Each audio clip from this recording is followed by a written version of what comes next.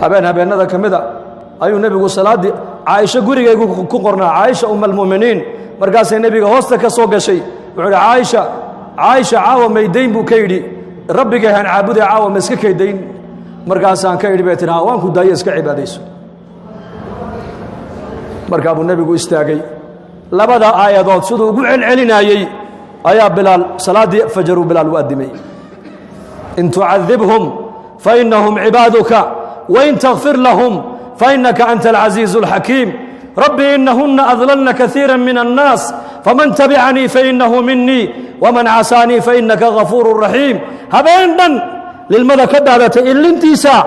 halku sujuuda uu dhulka dhigay bay lilmada qoysi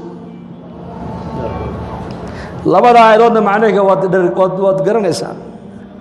aayada hore waxa weeyaan ereyga nabi ciise alayhi salaam uu banka qiyaamo ku oran doono ilaahay hortii uu isku bari yeeli doono ayaa nabi maxamed ifka dusheeda uu ku lahaa oo ereyga anta qulta lin nas ittakhiduni wa ummi ilahayn min dunillah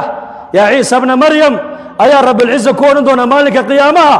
maada ku yiri qoomkaaga reer bani israa'iil aniga iyo hooyaday alla sokadii ilaahay naga dhigtoona caabuda maada ku yiri markaasuu nabi ciise isbari yeelaya markuu isbari yeelabo oranaya hadaad cadaabaysana adoomahagi hadaad u dambi dhaafaysan amarka adiga iska leh ereyga nabi ciise uu banka qiyaamo oran doono ayuu nabi maxamed ifka dusheeda ku lahaa hatta nazala jibril alayhi salam markaasa lagu yiri ya jibril utag muhammad alayhi salatu wassalam وعاد كترادا إنا سنرضيك في أمتك ولا نسوءك بإلهي كيري يا جبريل أتك محمد حبيب كيجي وعاد كترادا أمت هذا وكرر لك قلين دونا كوكونا دي بمين هذه قبل لقولي وسين دونا أمت هذا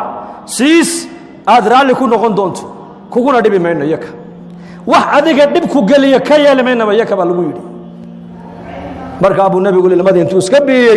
أيو صلاة الصبح النبي وصحابته توجيه